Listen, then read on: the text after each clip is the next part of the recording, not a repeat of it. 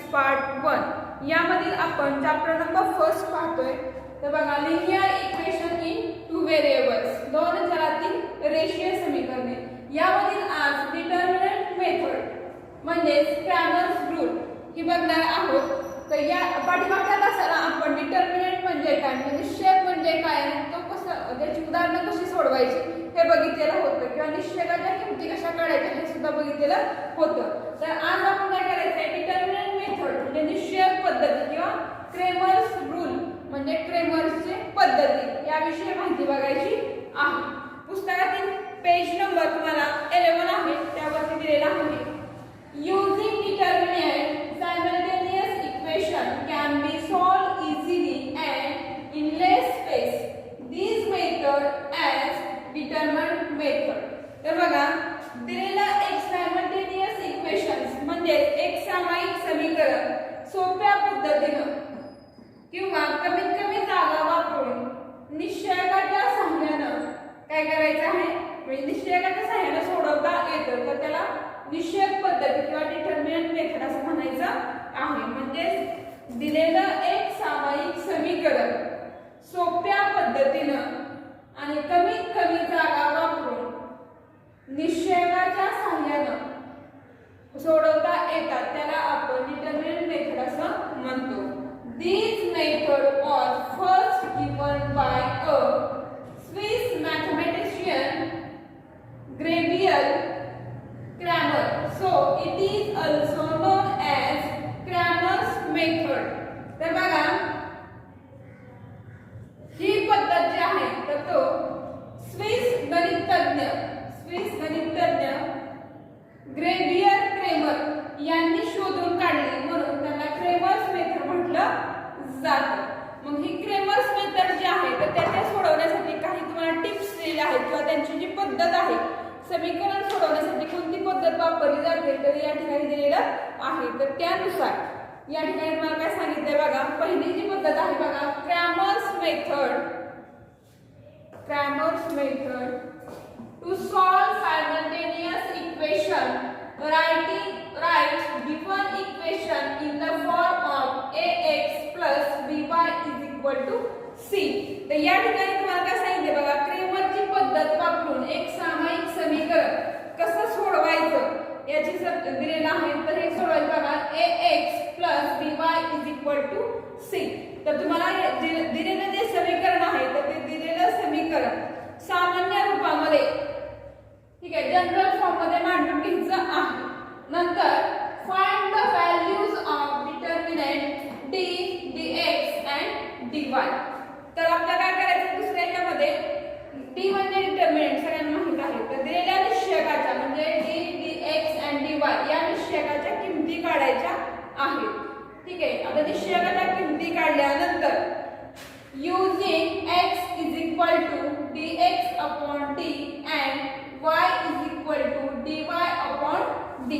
Find the values of x and y. तर या ठिकाणी तुम्हाला या सूत्रानुसार x आणि y च्या किमती काढायच्या आहेत. ठीक आहे, इथं बरेच सगळ्यांच्या लक्षात आलं म्हणजे डिटर्मिनंट मेथड म्हणजे काय आणि ती कशी सोडवायची. डिटर्मिनंट मेथड सोडवण्याच्या स्टेप्स तुम्हाला यामध्ये दिलेल्या आहेत. दिलेलं समीकरण सामान्य रूपामध्ये मांडून घ्या, नंतर dx आणि dy च्या किमती काढा, या किमतीवरून x आणि y च्या किमती काढायच्या आहेत. तर यावर आधारित आपण काही उदाहरणे सोडवूयात. Example first, solve the following simultaneous equations using Cramer's rule. तर दिलेलं एक सामायिक समीकरण जे आहे तर ते क्रेमर्सच्या पद्धतीने सोडवायचं आहे. तर एक्झाम्पल इक्वेशन कोणतं दिले बघा, 5x plus 3y is equal to -11 and 2x plus 4y is equal to -10. हे दिलेलं आपल्याला समीकरण आहे. तर हे समीकरण काय करायचं आपल्याला सामान्य रूपामध्ये सर्वप्रथम मांडून घ्यायचं आहे. जनरल फॉर्म मध्ये राईट डाऊन करूयात आपण. 5x plus 3y is equal to -11 हे समीकरण 1. then 2x plus 4y is equal to -10 equation 7. Second. म्हणजे दिलेले जे इक्वेशन्स होते तर ते आपण जनरल फॉर्म मध्ये लिहून घेतलेले आहेत.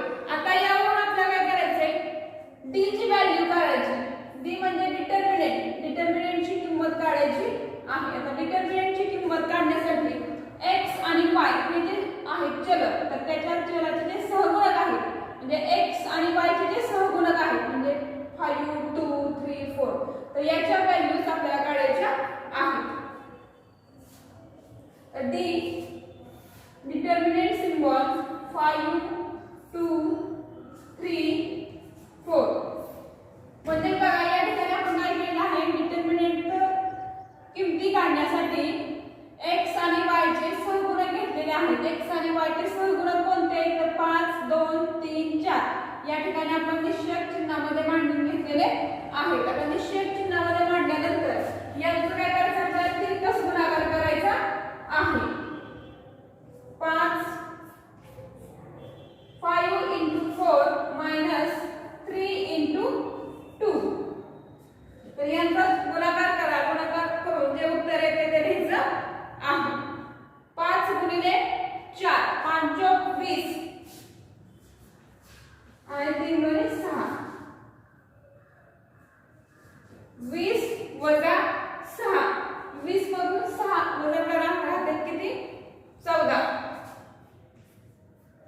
म्हणजे बघा d ची व्हॅल्यू आपण कशी काढली, x आणि y चे सहगुणक घेतले, सहगुणकांचा तिरकस गुणाकार केला आणि तिरकस गुणाकार करून आपल्याला 14 हे उत्तर मिळालेलं आहे. आता आपल्याला दुसरं काय करायचं बघा, dx ची किंमत काढायची आहे. तर dx ची किंमत काढण्यासाठी आपल्याला काय करायचं, सर्वप्रथम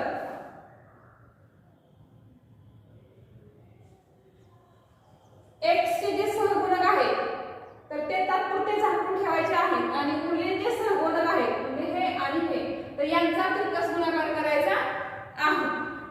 ठीक आहे, म्हणजे आपल्याला हे y चे आणि y च्या पुढचे जे सहगुणक आहेत तर ते लिहायचे आहेत. तर y चे सहगुणक आपण लिहूयात बघा, dx चे सहगुणक लिहूया -11 -10 and 3 4 येते लक्षात. म्हणजे x ची किंमत काढण्यासाठी x चे सहगुणक झाकून ठेवायचे आहेत आणि उरलेले जे सहगुणक आहेत तर ते मांडून घ्यायचे आहेत. तर आता मांडून घ्या. या ठिकाणी चिन्ह भिन्न आहे म्हणून कंसामध्ये घ्या -11 गुणिले 4 वजा 3 गुणिले -10 आपण लिहून घेतलेलं आहे. म्हणजे बघा -11 into 4 minus 3 into -10 हे आपण तिरकस गुणाकाराचं लिहून घेतलेलं आहे. तर या दोन्हींचा आता गुणाकार करायचा आहे आणि या दोन्हींचा गुणाकार करायचा आहे. तर तिरकस गुणाकार करून बघा काय उत्तर भेटते आपल्याला, 11 गुणिले 4 11 चौक 44 आणि वजा चिन्ह. ठीक आहे, कंसामध्ये घेऊया. नंतर वजा 3 दुणे 10 त्रिक 30 आणि वजा चिन्ह कसे असतं. ठीक आहे, आता आपल्याला काय करायचंय, वजा 44 कसे असतं घ्या. हे तर वजा वजा होतं ते अधिक होईल. ठीक आहे, म्हणजे अधिक 30 म्हणजे वजा 44 अधिक 30 तर मोठी संख्या 44 आहे म्हणजे इथं वजा चिन्ह आहे. म्हणजे 44 मधून 30 वजा करायचं आहे. तर 44 मधून 30 करा किती राहतात बघा, 4 0 गेलं राहिलं 4 4 3 गेले राहिलं 1 आणि मोठ्या संख्येचं चिन्ह वजा. तर तुम्हाला दिलेलं आहे म्हणजे dx ची किंमत वजा 14 भेटलेली आहे. ठीक आहे, dx ची किंमत सगळ्यांच्या लक्षात आली. dx ची किंमत काढण्यासाठी आपण काय केलेलं आहे, x चे जे सहगुणक आहेत ते आपण ठेवले. हे दोन्ही सहगुणक या ठिकाणी मांडून घेतलेले आहे. सहगुणक मांडले त्यांचा तिरकस गुणाकार केलेला आहे आणि तिरकस गुणाकार करून आपल्याला वजा 14 हे उत्तर भेटलेलं आहे. आता आपल्याला dy ची किंमत काढायची आहे. dy is equal to determinant symbol. त्या डिटर्मिनंट सिम्बॉल मध्ये आपल्याला काय करायचंय, dy ची किंमत काढायची आहे. म्हणून dy चे y चे जे सहगुणक आहेत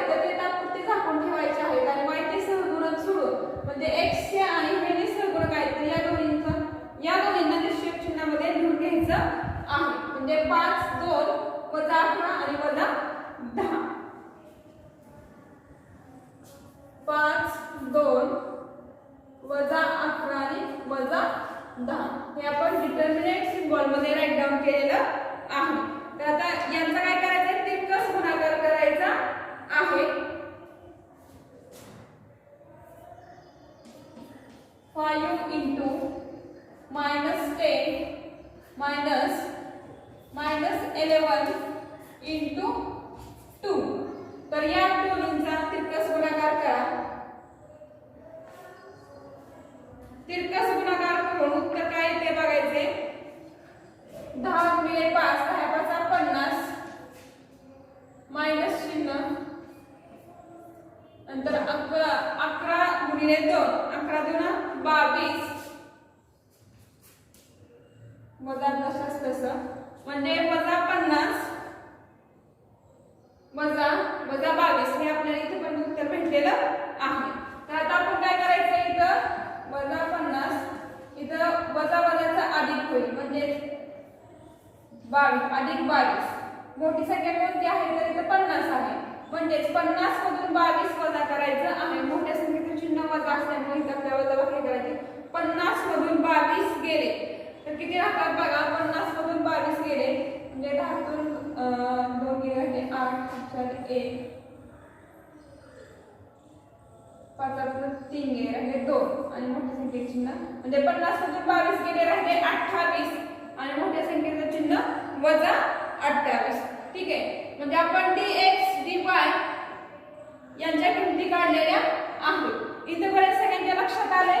आता आपल्याला याच्यावरून x आणि y च्या किमती काढायच्या आहेत.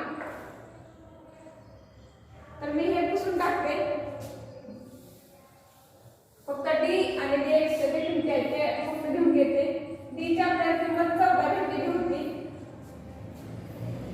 dx ची किंमत आपल्याला वजा 14 भेटली आणि dy ची किंमत आपल्याला किती भेटलेली आहे तर वजा 28 ही किंमत भेटलेली आहे.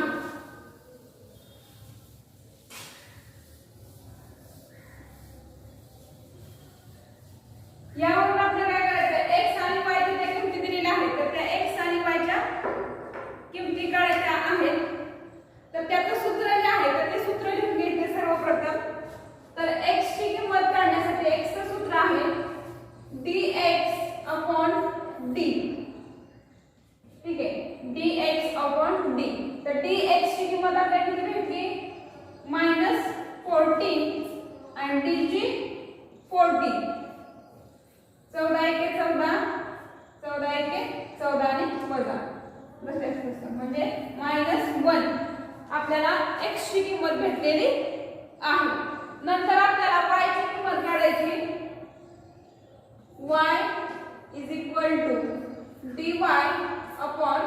d. dy ची किंमत किती भेटलेली आहे -28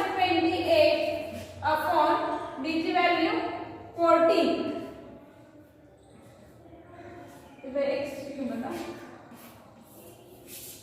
तर या ठिकाणी आपल्याला भाग लावायचा आहे. 14 एके 14 14 दूने 28.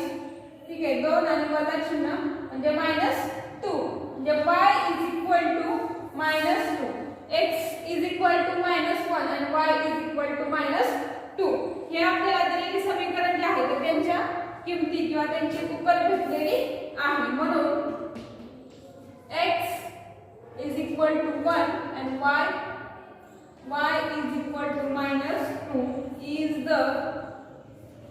is the solution of these